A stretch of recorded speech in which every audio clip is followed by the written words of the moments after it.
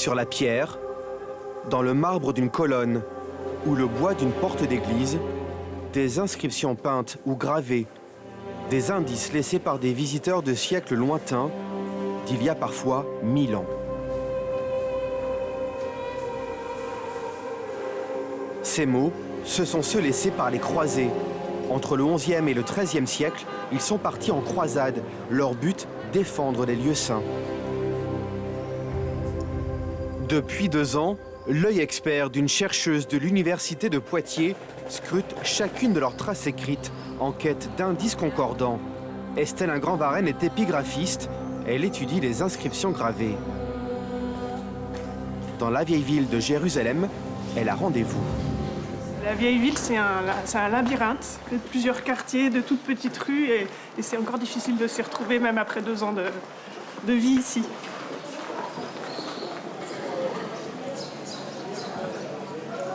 Son enquête débute ici, à l'entrée du Saint-Sépulcre, la destination finale des croisés.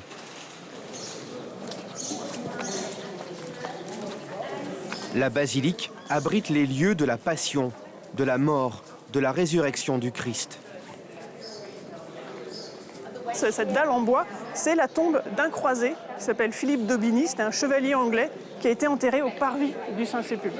Donc, quelle plus belle mort quand on est chevalier croisé que d'être enterré ici. En ce début mai, un membre de son équipe de recherche l'attend déjà. Bonjour Clément. Alors, on va pouvoir aller là-haut, voir la chapelle des Francs? Oui, très bien. 2 ans qu'ils attendaient l'autorisation d'accéder à cette petite chapelle, une ancienne entrée du Saint-Sépulcre, aujourd'hui interdite au public. Là, oui. À l'intérieur, des trouvailles inédites les attendent. Peut-être qu'on pourrait dire si c'est des caractères latins ou... Ça marche comme une enquête, hein, de toute façon, ce qu'on fait. C'est trouver des indices, explorer des pistes. Parfois, on a des fausses pistes. J'en ai un de 1647. D'accord, mais c'est un latin. G en barre. Ouais, c'est intéressant. Un graffiti de pèlerins visible, mais il y a tous les autres. C'est extrêmement abîmé. Ça pourrait être des caractères latins.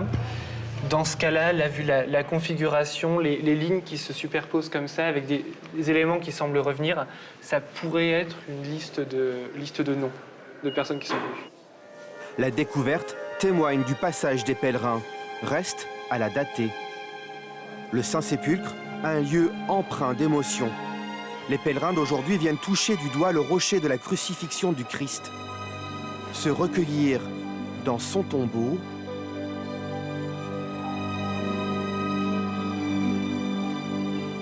voir la fosse où Sainte Hélène a découvert la croix. Ici aussi, des inscriptions officielles en latin qui se révèlent un pont vers la Nouvelle-Aquitaine. C'est la mosaïque, on voit l'ascension du Christ. Et en fait, c'est la seule inscription donc avec le mot ascension qui date de l'époque des croisés. C'est le seul décor. Parce qu'il faut imaginer un Saint-Sépulcre qui était fait de mosaïques, comme ça, un décor refait par les croisés avec plein de figures, des prophètes, du Christ, de la Vierge et des inscriptions. Mais la seule qui reste, elle est là. Et ici, juste à côté, on sait par les témoignages de pèlerins du XIIe siècle qu'il y avait la même inscription que celle qui est au baptistère Saint-Jean. Donc qui correspond au passage des Actes des Apôtres qui dit, en fait, au moment de l'ascension, homme de Galilée, qui cherchez-vous? Il est monté au ciel. Voilà, ça raconte l'ascension. Et c'est cette citation biblique, elle était ici, elle était au baptistère Saint-Jean à Poitiers. L'ascension, un thème très exploité, souvent mis en image au Moyen-Âge et que l'on retrouve donc dans le plus ancien monument chrétien d'Europe, le baptistère Saint-Jean de Poitiers, dont l'origine remonte au IVe siècle. L'inscription qui était visible à Jérusalem, c'est l'inscription qui est de ce côté-là, au mur est, et ensuite continuant au-dessus des apôtres, au mur ouest.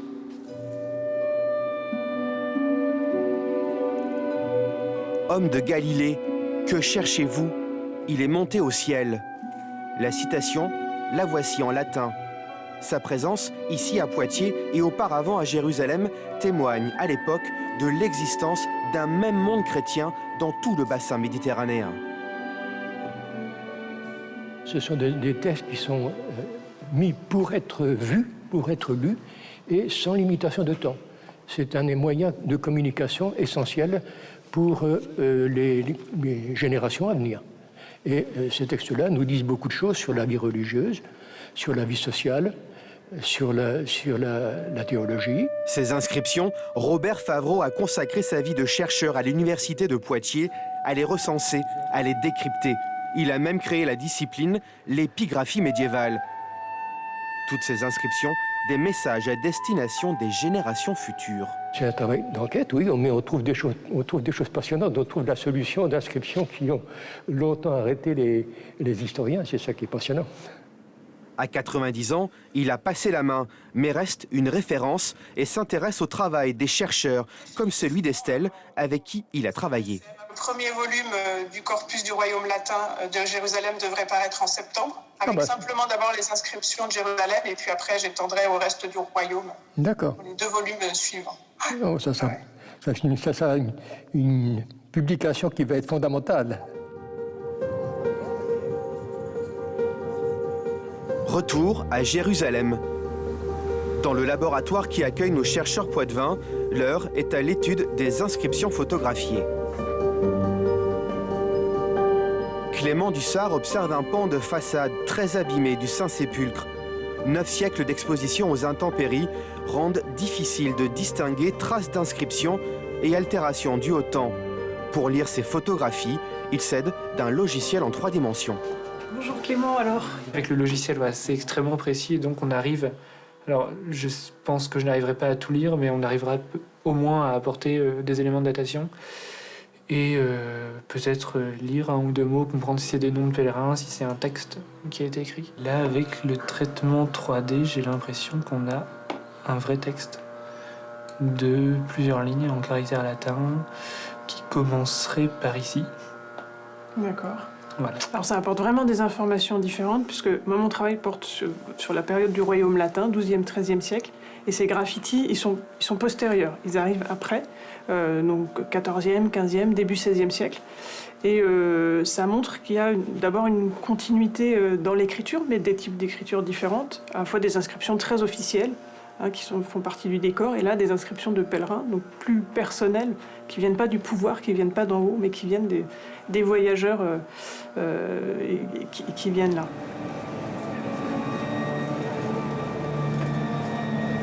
D'un côté donc, les graffitis de pèlerins. De l'autre, les inscriptions officielles, les messages de l'Église aux croyants. L'objectif de nos chercheurs, comprendre ce paysage graphique dans son ensemble. L'enquête les mène côté palestinien, en Cisjordanie, à la basilique de la Nativité de Bethléem. Les récentes rénovations leur donnent l'espoir de découvrir des inscriptions jusque-là invisibles. Ça, c'est une liste de pèlerins là-bas. Ouais. Il y a 6 noms qui ont été écrits de la même main, je pense.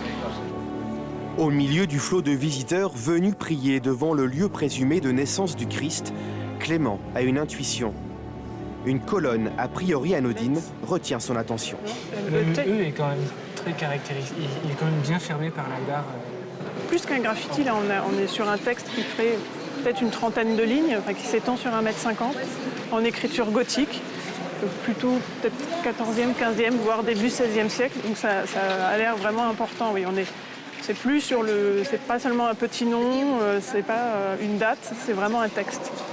Et ça, vous vous attendiez à trouver ça? Non, pas du tout, pas du tout. Là, on ne pensait pas. Je pense que c'est vraiment grâce aux restaurations qui ont eu lieu ces dernières années. On peut vraiment maintenant voir ça, parce qu'avant, il y avait une couche de crasse, une couche de suie qui recouvrait ces peintures sur du marbre, et on voyait absolument rien. Des milliers de graffitis comme celui-ci, oubliés, jamais recensés ni décryptés. Pour cette recherche, jugée essentielle, Estelle Ingrand-Varenne a décroché une bourse d'1,5 million d'euros de l'Union européenne. Quelles étaient les intentions des pèlerins en inscrivant ces mots en latin, en arabe, en grec, en éthiopien? Nos chercheurs poitevins espèrent l'établir formellement. L'idée était qu'on avait peut-être dans un premier temps des graffitis de dévotion, donc qui sont bien connus pour la période antique, pour le début de la période médiévale, donc on va dire jusqu'à l'époque carolingienne. Et ensuite, on avait vu avec les cimiers là-bas qu'on a quelque chose qui est peut-être de la dévotion, mais aussi de la représentation de soi et de la mise en scène d'une élite, en fait, qui va faire un grand tour, qui va rehausser l'image familiale. Jérusalem, nous disent les chercheurs, paradoxalement, est une ville sans histoire, mais une ville où s'amoncellent les mémoires. Une ville vers laquelle certains se tournent pour affermir une identité. On revient toujours à Jérusalem. Vous savez ce qu'on dit, à l'année prochaine à Jérusalem. Et on est au rendez-vous. À l'historien de décomposer le récit mémoriel, de remettre de la chronologie, la compréhension toujours en cours des inscriptions et des graffitis laissés par ces hommes et ces femmes des siècles passés entre dans cet enjeu de retrouver et de dire l'histoire.